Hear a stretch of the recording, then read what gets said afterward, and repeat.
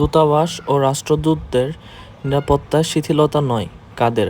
আন্তর্জাতিক নিয়মের মধ্যে কূটনীতিকদের প্রয়োজনীয় নিরাপত্তা ব্যবস্থা অপরিবর্তিত রয়েছে বলে আবারও স্পষ্ট করেছেন সরকারি দলের সাধারণ সম্পাদক।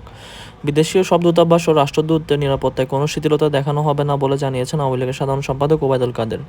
বাংলাদেশের 6 দেশের মিশন প্রধানকে দেওয়া বাড়তি নিরাপত্তা প্রত্যাহারের সিদ্ধান্ত নিয়ে কয়েকদিন ধরে আলোচনার মধ্যে বৃহস্পতিবার সরকারি দলের শীর্ষ পর্যায় থেকে এই বক্তব্য এলো। দলের দপ্তর সম্পাদক বিপ্লব বড়ুয়া সই করা এক বিবৃতিতে কাদেরকে বলেন, বিএনপির আমলে সন্ত্রাস ও জঙ্গিবাদের অভয়ারণ্যে পরিণত বাংলাদেশে আজ শেখ হাসিনার নেতৃত্বে আইন শৃঙ্খলা পরিস্থিতির উন্নতি হয়েছে। বিএনপি শাসন আমলে তাদের সৃষ্ট জঙ্গিবাদী শক্তির হোলি আর্টিজান বেকারিতে হামলার পর কূটনীতিকদের জন্য বাড়তি নিরাপত্তা ব্যবস্থা করা হয়েছিল। এটা কোনো স্থায়ী নিরাপত্তা ব্যবস্থা ছিল না।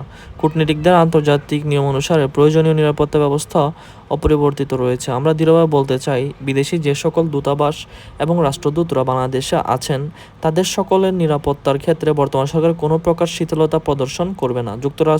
যুক্তরাজ্য ও ভারতসহ 6 দেশের মিশন প্রধানের চলাচলের ক্ষেত্রে বাড়তি নিরাপত্তার সুবিধা পুলিশ এসকর্ট দিয়ে আসছিল বাংলাদেশ সরকার। হোলি আর্টিজান হামলার পর থেকে বাড়তি নিরাপত্তা ব্যবস্থা পেয়ে আসছিলেন তারা। হঠাৎ বাড়তি নিরাপত্তা প্রত্যাহারের পর আলোচনার মধ্যেই পররাষ্ট্র প্রতিমন্ত্রী এর ব্যাখ্যা দিয়েছেন। এমনকি কিছু বিভ্রান্তিকর তথ্য নজরে আসার কথা জানিয়ে সোমবার রাতে পররাষ্ট্র মন্ত্রণালয়ের পক্ষে একটি বিজ্ঞপ্তি দিয়ে বিষয়টি ব্যাখ্যা করা হয়। তাতে বলা হয়, প্রতিটি দূতাবাসেই পুলিশ বাহিনীর সদস্যরা নিরাপত্তার বিধান অব্যাহত রেখেছে এবং রাষ্ট্রদূতদের পুলিশের দেওয়া গানম্যানও নিয়োজিত রয়েছে। নিরাপত্তা প্রত্যাহার সম্পর্কিত এই বিভ্রান্তির খবরটি আসলে সঠিক নয়।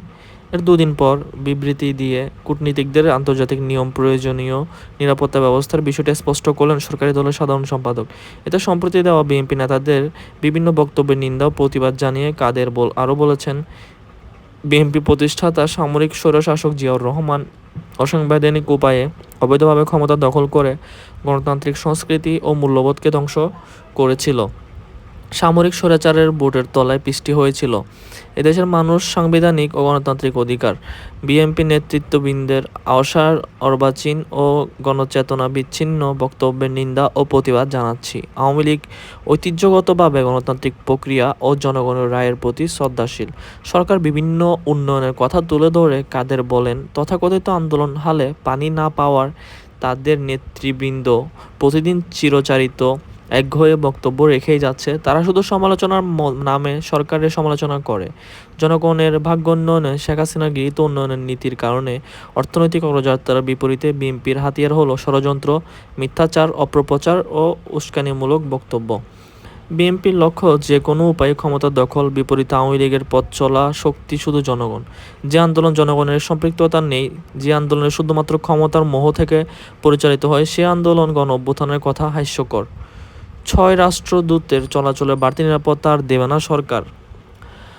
যুক্তরাজ্য, ভারতসহ 6 দেশের মিশন প্রধানরা চলাচলের ক্ষেত্রে বাড়তি যে নিরাপত্তার সুবিধা পুলিশ এসকর্ট এতদিন পেয়ে আসছিলেন তা প্রত্যাহার করার সিদ্ধান্ত নিয়েছে সরকার।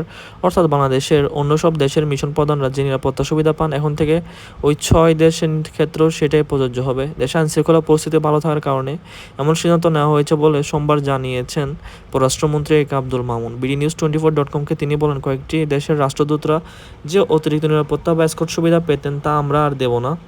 এমন সিদ্ধান্তের কারণ হিসাবে পররাষ্ট্রমন্ত্রী বলেন, 6 জন অতিরিক্ত এই সুবিধা পেতেন, এখন অন্যরাও চাইছে, কিন্তু আমাদের দেশের আইনশৃঙ্খলা পরিস্থিতি এখন এমন নাই যে কারো বাড়তি নিরাপত্তার প্রয়োজন হবে। সে কারণে আমরা এই সিদ্ধান্ত নেওয়া হয়েছে। দর্শক, ধন্যবাদ ভিডিওটি না টেনে সবাইকে শেষ পর্যন্ত দেখার জন্য।